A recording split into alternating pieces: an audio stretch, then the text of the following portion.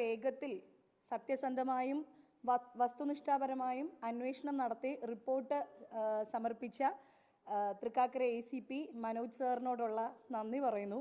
ഒപ്പം തന്നെ ഇത്തരം ഒരു ചെറിയ കാര്യത്തിന് കേരളത്തിൽ ഇപ്പം പുതിയ മന്ത്രിസഭ അധികാരത്തിലേറിയിട്ടേ ഉള്ളൂ. നമ്മളുടെ പ്രിയപ്പെട്ട മുഖ്യമന്ത്രി, ആഭ്യന്തരമന്ത്രി, DGP ഇവരുടെയൊക്കെ വിലപ്പെട്ട സമയം ഇത്തരത്തിലൊരു അന്വേഷണവുമായിട്ട് ബന്ധപ്പെട്ടിട്ടും അതിൽ ഞാൻ കൂടി പങ്കാളിയാകേണ്ടി വന്നതിലുമുള്ള ക്ഷമയും കൂടി ഞാൻ പറയാനായിട്ട് ആഗ്രഹിക്കുകയാണ്. പരാതി ഫേക്കാണെന്ന് വന്നിട്ടില്ല.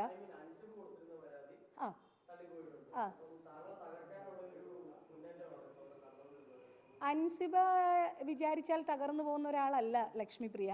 പക്ഷേ അൻസിബയുടെ പിന്നിൽ കൃത്യമായിട്ടും അജണ്ടയുണ്ട്. ഇവിടുത്തെ മതവർഗീയവാദികൾ അൻസിബയുടെ പിന്നിൽ ഉണ്ട് എന്ന് ഞാൻ ബലമായി സംശയിക്കുന്നു.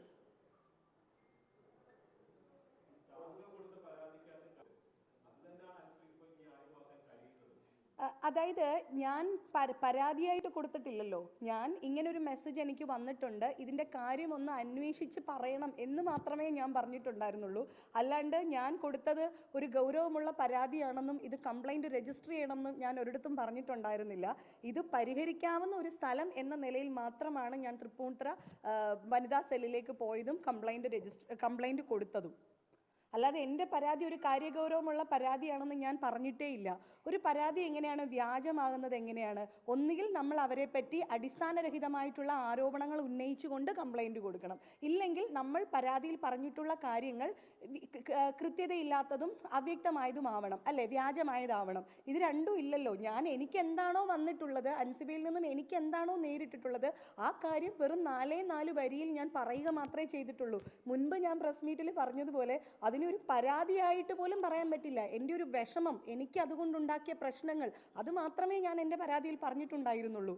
അതിനെ ഗൗരവപൂർണ്ണമായിട്ട് എടുക്കണമെന്നോ ചർച്ച ചെയ്യപ്പെടണമെന്നോ ആഗ്രഹിക്കാത്തത് കൊണ്ടാണ് ഞങ്ങളുടെ സംഘടനയിൽ പോലും ഞാനത് പറയാതിരുന്നത്.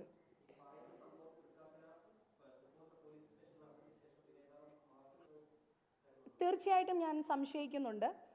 അല്ലെങ്കിൽ അതായത് ഇത് എന്നോ കഴിഞ്ഞു പോയി, പരസ്പരം രണ്ടുപേരും ഷേക്ക് ഹാൻഡ് കൊടുത്ത് പോയ ഒരു കാര്യമാണ്.